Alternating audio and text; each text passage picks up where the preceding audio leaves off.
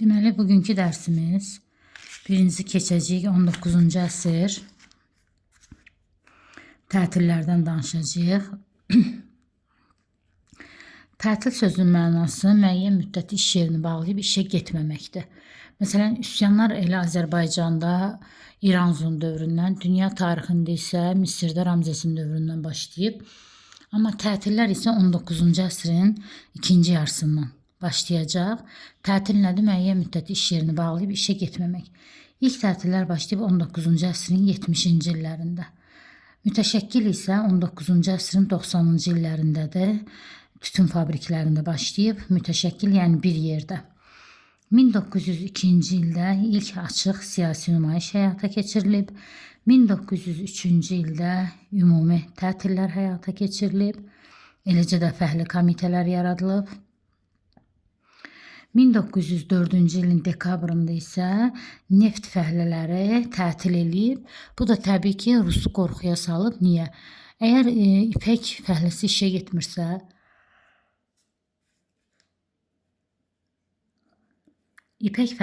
işə getmirsə, eybi yoxdur, sabah gedər, bir gün gedər. Misdəki bugün getmirsə, sabah gedər. Amma neftdəki işə getmirsə, artıq neft milyonlar axır gedir. Ona görə də çağırdılar ilk dəfə olaraq sənayeçilər, fəhlələri yanlarına çağırdılar və onların nə istədiyini dedilər. Fəhlələr də təbii ki, dedi ki, 9-8 saatlıq iş günü, maaşlar artırılsın, sonra həftədə bir dəfə, ayda da bir dəfə istirahət verilsin və bunların istəkləri tam həyata keçirildi. Sadəcə 8 saat yox, 9 saat iş rejimi oldu, iş saat azaldıldı, 12-13 saatdan. Maaşlar artırıldı, həftədə bir dəfə, ildə də bir dəfə onlara istirahət verildi. 1905-ci ilin yanvar ayında isə digər mexaniki işçilərlə də bənzər müqavilələr bağlandı. Mexaniki işçilər deyəndə biz nəzərdə tuturuq ipəyi, balığı, misi və s. və ilaxır sahələrdə çalışan fəhlələrin istəkləri həyata keçirildi. Azərbaycanda fəhlələrin istəklərinin tam həyata keçirilməsi, tutaq ki, Azərbaycanlı fəhlələrin istəklərinin tam həyata keçirilməsi həm yuxarıda Rusiyada, həm də cənubda İranda etirazlara səbəb oldu. Niyə? Buradakı fəhlələr də Azərbaycan fəhlələri kimi belə deyək, istəklərin həyata keçirilməsini istədilər. 1905-17-ci ildə Rusiyada inqilab oldu. 1905-11-ci illərdə isə Cənubi Azərbaycanda inqilab baş verdi. Deməli, istər Rusiyada, istər İranda inqilabların baş vermə səbəbi məhz Azərbaycandan başlamış oldu. Təbii ki, Rusiya bunları belə deyək, göz yummayacaqdı. Ermənilərin əli ilə başladı Azərbaycanda 1905-1906-cı, yekunlaşan 1918-ci illərdə soyqırımlar törətdi ermənilərin əli ilə. 1905-6-cı ildə Naxçıvan, Zəngəzur, Cavanşir, İrəvan, Qarabağ, Şuşa bölgələrində soyqırımlar törədildi. Hamısının insanları qırdılar. Təkcə bir Şuşa idi ki, ilk əvvəl uğur əldə eləsə də sonra uğursuzluğa səbəb oldu. 1918-ci ildə isə yekun 31 mart soyqırımı ilə vuruldu Bakı şəhərində. Demək, mart soyqırımı əslində 1918-ci ilin yanvarında başlamalıydı. Niyə? Ermənilər Talşinsk adlı müsəlman generalını həbs eləmişdilər. Elə Azərbaycan əhalisi onda ayağa qalxmaq istəyənlər ziyalılar qoymadı. 1918-ci ilin mart ayında Xəzər dənizində Evelina gəmimiz var idi. Eynən yazılır Evelina. Evelina belə yazılır. Evelina gəmisi var idi. Həmin gəmi elə bir Xəzər dənizindən tərpənib bura Muğana, Hacı Zeynalabdin Tağıyevin oğlunun yas mərasiminə gələndə ermənilərlə ruslar haykışqırıq saldı ki, Evelina gəmisi müsəlmanların gəmisidir, Xəzər dənizində tərpənib müharibəyə hazırlaşır. Ona görə də bu gəmini tərk silah elədilər. Azərbaycan əhalisi etiraz eləyəndə isə demək 30-undan 31-nə keçən gecə cəmaatı qırdılar. Təzəpir məscidi, Nağıyevin saldırdığı İsmailiyyə binası var idi. İsmailiyyə binasını, Kaspi qəzetini, hardakı əhali səhər saat 4-5 radələrində çox idi. Əhalini orada qırıb tökdülər. Və təbii ki, rəhbəri bu qırğının Şamiyan idi. Şamiyan bu işdə Fətəli xan Xoyskini günahlandırdı. Niyə? Çünki 1878-ci ildə Şəhər Duması yaradılanda bu Şəhər Duması icra edici idi, Rusiyanın istəklərini həyata keçirirdi və dövlətdən ayrı idi. Yəni dövlətdən heç nə istəməməli idi və bütün işləri özü görməli idi. Ticarəti də, səhiyyəni də, iqtisadiyyatı da və yəni ki, sərbəst şəkildə. Ona görə də 1918-ci ildə isə Bakı Şəhər Dumasının rəhbəri Fətəli xan Xoyski idi. Şamiyan dedi ki, nə olsun biz soyqırım törədirik, Xoyski qoruyardı Bakını. Deməli, günahkar kimdir? Fətəli xan Xoyski. Ona görə də 1878-ci ildə yaranan Şəhər Duması 1918-ci ildə Fətəli xan Xoyskinin qovulması ilə bitdi. Yerində yarandı, demək, aprelin 20-si. Yerində yarandı aprelin 25-də Bakı Xalq Komissarlar Soveti. Buna erməni hökuməti də deyirdilər. Rəhbəri də Stepan Şamiyan oldu. Bu da o qədər çox mövcud olmayıb. 31 iyula qədər mövcud olub. İngilislər gələcək. Sentrakaspik diktaturası AXC-nin dövründə bunu da sübut etdirəcək. Niyə möhkəm deyildi? Çünki sosial bazası zəif idi. Şəhərdə heç kim bunu istəmirdi. Ona görə də bu da devriləcək. 31 iyuldan da demək 15 sentyabra qədər mövcud olacaq Sentrakaspik diktaturası. Bunda AXC-nin dövründə işləyəcək. Sonra keçək Azərbaycanda 1905-ci ildə, 6-cı ildə baş verən hadisələrə. 1905-ci ildə və 1906-cı ildə müsəlmanlar yığılıb getdilər Rusiyaya. Ümumrusiya müsəlmanlarının qurultayı keçirildi. Qurultay bilirsiniz də məclis deməkdir. Qurultayı keçirildi. Birincisi Nijni Novgorodda, ikincisi Sankt-Peterburgda, üçüncüsü də yenə Nijni Novgorodda keçirilmiş oldu. Demək ki, 5 avqustu, 6-nın yanvarı, 6-nın avqustunda. Nə istəyirlər burada? Burada elə bir Rusiyada yaşayan müsəlmanlar əsasən də Kazan, Krım, bir də Bakı türkləri idi. Ancaq burada canfəşanlıq göstərən Topçubaşovun rəhbərliyi altında Səməd bəy Topçubaşov, Əlimərdan bəy Topçubaşovun rəhbərliyi altında demək Rusdan gedib öz istəklərini istəyirdilər. Birincidə nə istəyirdilər? Birincidə ittifaq qurdular. Müsəlman ittifaqı, yəni birləşdilər ki, görək nə istəyirik. İkincidə plan və nizamnamələrini aparıb qoydular Rusun qabağına və vahid cəbhədə birləşdilər. Vahid cəbhə deyəndə hərbi cəhətdən nəzərdə tutmayın bunu.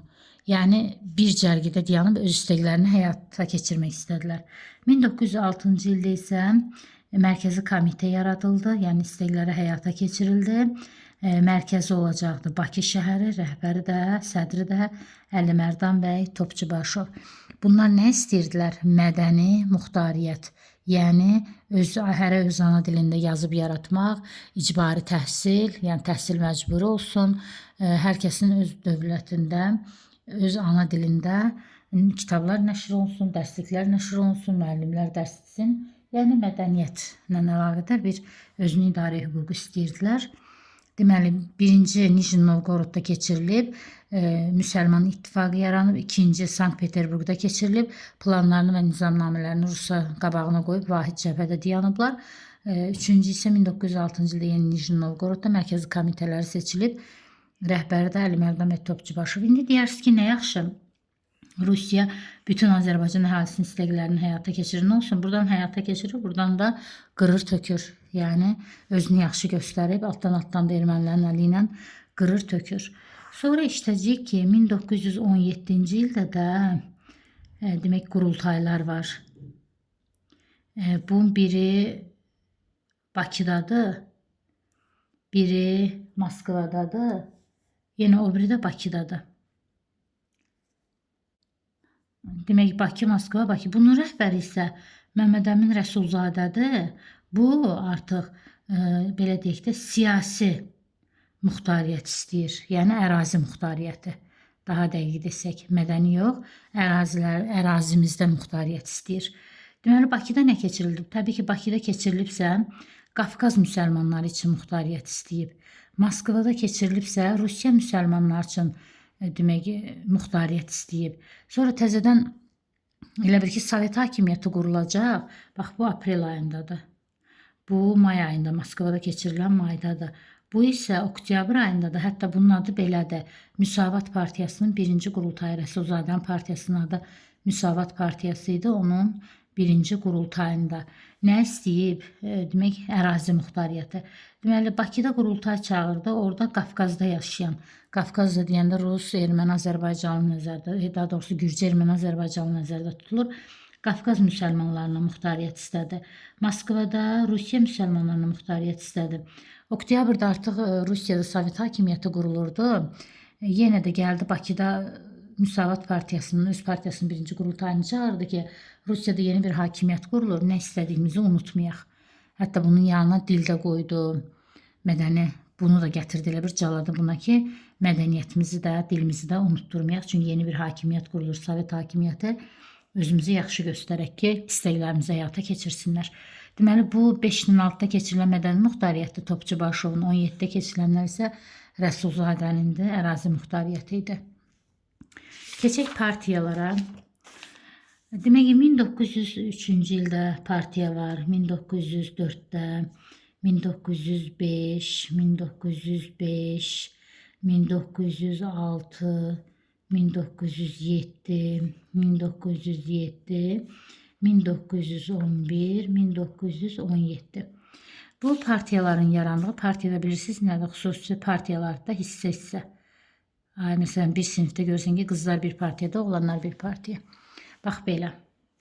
1903-cü ildə ilk siyasi partiyamız olan Müsəlman Gənclik Partiyası yarandı. Rəhbəri də Məmməd Əmin Rəsulzadə. Təbii ki, mərkəzi də Bakı şəhəri olacaq. Nə istəyir bu? Müstəmləkə zülmünə qarşı idi. Rusun zülmünə qarşı cəmaatı, demək, fəhlələrin arasında siyasi iş aparırdı ki, birləşəyin Rus zülmünə qarşı. 1904-cü ildə isə Hümmət Təşkilatı yaranır. Bu da Bakı şəhərində yaranıb. Bunu yaradan isə Məmməd Əmin Rəsulzadədir. Bir də Mövsümov var idi, odur. Lakin Rəsulzadə sonra bunun tərkibindən ayrılacaq, bolşeviklərə qarşı idi. Bu da fəhlələr arasında, fəhlələrə öyrədirdi elə bir ki, bolşeviklər Sovetin adamları idi. Rusiyada çarizm devrilmişdi 1917-ci ildə. Demək, Sovet hakimiyyəti qurulmuşdu. Sovetə qarşı idi, yəni Leninə qarşı. Qəzetinin adı Hümmət, Təkamül, Yoldaş. Lakin sonra Rəsulzadə buradan ayrılacaq. Səbəb də odur ki, bu təşkilatın üzvləri keçəcəklər Rusiya tərəfə, bolşeviklər tərəfə. Rəsulzadə də ayrılacaq. Bax, Rəsulzadə 2 dənə bu partiyanı yaradandı. Birincindən ikincini. Müsəlman Gəncliyinə Hümməti. Vəsiyo. Sonra 2 dənə cəmi partiya yaradıb. 1905-ci ildə isə yaranıb Qeyrət Partiyası. Bu ilk milli partiyadır. İlk siyasi partiyamız budur. İlk yaranan partiyamız. Qeyrət Millət, yadınızda saxlayın ki, ilk milli partiya budur. Və rəhbər də Ələkbər bəy Rəfibəyli. Bu nə istəyir? Bu deyirdi ki, Rusiya Federasiya olsun. Azərbaycan onun tərkibində muxtar olsun. Və bu Gəncə şəhərində fəaliyyət göstərirdi. 1905-ci ildə bir dənə də Müsəlman Partiyası yaranıb. İttihad da deyirlər buna. Bu Moskvada yaranıb. Müsəlmanları qoruyurdu. İttihad bu müsəlmanları qoruyurdu. Moskvada yaranıb. 1906-dan 1909-a qədər fəaliyyət göstərən Difai Partiyası var idi. Bakıda yaradılıb. Rəhbər də Əhməd bəy Ağayev idi. İşi gücü soyqırıma qarşı idi. Bax, burada 5-6-da baş verən soyqırımlara qarşı idi. Hətta bunu Rusiya döyüşkən partiya adlandırırdı. Çünki 400 nəfərdən ibarət partiyası var idi. Özünün devizi var idi. Yəni fərqlənmə nişanı var idi. Difainin 9-da bağlayacaqlar. Qəzetinin adı İrşad qəzeti idi. Yenə yadımızda saxlayırıq ki, Difai İrşad qəzeti idi. Bu davamçılar isə 1907-ci ildə Bakıda fəaliyyət göstərən İttifaq, Gəncədə fəaliyyət göstərən Müdafiə partiyaları idi ki, bunlar Difainin davamı olaraq soyqırıma qarşı mübarizə aparırdılar. 1911-ci ildə isə Müsavat Partiyası yarandı. Müsavat Partiyasının rəhbəri Məmməd Əli Rəsulzadə. Deməli bunun rəhbəri Məmmədəli Rəsulzadə. Məmməd Əli belə. Məmməd Əli bir yerdə yazılır. Məmməd Əmin isə belə yazılır. Məmməd Əmin. Məmməd Əmin və bunları yaradanda başda 2 dənə. Bu müsavatı yaradan isə Məmməd Əminin əmisi oğlu Məmməd Əli Rəsulzadə idi, amma sonradan bu partiyaya Məmməd Əmin Rəsulzadə rəhbərlik eləyib. Məmməd Əli Rəsulzadə Tağı Nağıyev, Abbasqulu Kazımzadə idi. Bunu yaradanlar bunlar idi. Lakin Balkan müharibələrində Osmanlı dəstəklədiyi üçün 1913-cü ildə bağlandı. Təzə 1915-ci ildə Açıq Söz qəzeti adı altında fəaliyyətə başlayıb. Məmməd Əmin Rəsulzadənin sayəsində 1917-ci ildə isə çarizm devriləndən sonra elə təzədən Müsavat adı ilə davam eləyib. 1917-ci ilin mart ayında isə Türk Ədəmi Federalist Partiyası yaranıb Gəncədə. Federalist Partiyası adından göründüyü kimi Qeyrət Partiyası kimi istəyirdi ki, Rusiya Federasiya olsun, Azərbaycanın tərkibində muxtar olsun. Sonra iyun ayında Müsavat Partiyasının fikirləri eyni olduğu üçün Müsavatla birləşib olub Türk Ədəmi Müsavat Partiyası. Bütün partiyalar Bakıda yaranıb 3 dənəsindən başqa Qeyrət, Türk Ədəmi Federalist, bir də Müdafiə. Bunu belə yadımızda saxlayırıq. Türk Qeyrətinin müdafiəsi. Bunların üçü Gəncədə yaranmış olub. Keçirik dumalara. Duma qanunverici orqandır. Rusiyada 4 dənə duma çağırılıb. 1, 2, 3, 4. 4 dənə duma çağırılıb. Və Rusiyada çağırılsa da, təbii ki, Rusiyadan Azərbaycan da asılı olduğu üçün Azərbaycan da orada iştirak eləyib. Demək ki, 1-ci və 2-ci duma nə üçün çağırılıb? Rusiyada inqilab olanda 1906-cı və 1907-ci ildə birinci elə bir bu çağırılıb. Tutaq ki, 5 nəfər adamı çağırırlar ki, inqilabı necə yatırtaq? Görüblər ki, verdikləri fikir yaxşı deyil, onları qovub təzədən yeni başqalarını çağırıblar. 1907-də də ikincisi çağırılıb və bu da Rusiyanın xoşuna gəlmədiyi üçün bunu qovmaqla inqilabı yatırtıb. Və bu dumada Rusiyada 4 dənə duma var. Azərbaycan da bu dumaların 4-ündə də iştirak edir. Birincisi 1906-da, ikincisi 1907-nin əvvəlləri, üçüncüsü 1907-nin payızı, dördüncüsü isə 1912-dən ta çarizm dağılana qədər 17-yə qədər fəaliyyət göstərmişdi. Birinci dumada Azərbaycanlılardan baş hərflərini yığsam zəhmət alınır. İkinci dumada baş hərflərini yığsam xızı şamaxı alınır. Balaca hərflə. Üçüncüdə Xəlil bəy Xasməmmədovdur. Dördüncüdə Məmməd Yusif Cəfərovdur. Bax, burada zəhməti böyük hərfinə yazdım, yəni hərflərin hamı iştirak eləyir. Ziyadxanov, Əliyev, Haqverdiyev, Muradxanov, Əhmədov, bir də Topçubaşov. Hətta Ziyadxanovla Topçubaşov birinci duma qovulandan sonra gediblər Viborq şəhərində buradakı hadisələri əhaliyə danışdıqları üçün həbs olunublar. Viborq bəyannaməsi. Viborq bəyannaməsinə görə Ziyadxanovla Topçubaşov həbs olunub. Ziyadxanov, Əliyev, Haqverdiyev, Muradxanov, Əhmədov, bir də Topçubaşov. Keçirəm ikinciyə. Bundan kiçik hərfini ona görə yazdım ki, bu saitlər yox, ancaq samitləri. Xasməmmədovdur. Bax, Xəlil bəy Xasməmmədov 2-də də var, 3-də də. Xasməmmədovdur. Sonra Xızızı Zeynalovdur. Sonra Şahtaxtınski idi. Mahmudovdur. Bir də Xoyski. Deməli, saitləri nəzərə almırsınız samitlərlə. Sonra 1907-nin payızında Xəlil bəy Xasməmmədov bir nəfər çağırılıb. Xəlil bəy Xasməmmədov həm 2-də var, həm 3-də var. Dördüncüdə də Məmməd Yusif Cəfərovdur, yenə də bir nəfər. Çarizm dağılandan sonra 1917-ci ildə Məmməd Yusif Cəfərov Cənubi Qafqazın komitəsində Azərbaycanı təmsil edəcək. Deməli, partiyaları dedik, dumaları dedik, qurultayları dedik. İndi keçək, demək, çarizmi ləğv eləyək. Çarizm, çar sözü 1547-ci ildə 4-cü İvan Qroznun dövründə yaranıb, 1917-ci ildə son çarı 2-ci Nikolay olacaq. Və 1547-ci ildən başlayan Rusiyanın, yəni Rusiyaya biz çarizm 1547-dən deyirik. 1917-ci ildə isə 2-ci Nikolay Lenin tərəfindən öldürüləcək. Ölkədə inqilab baş verəcək. Daha doğrusu desək 17-ci ilin fevral ayında. Ümumiyyətlə Rusiyada 2 dənə inqilab var.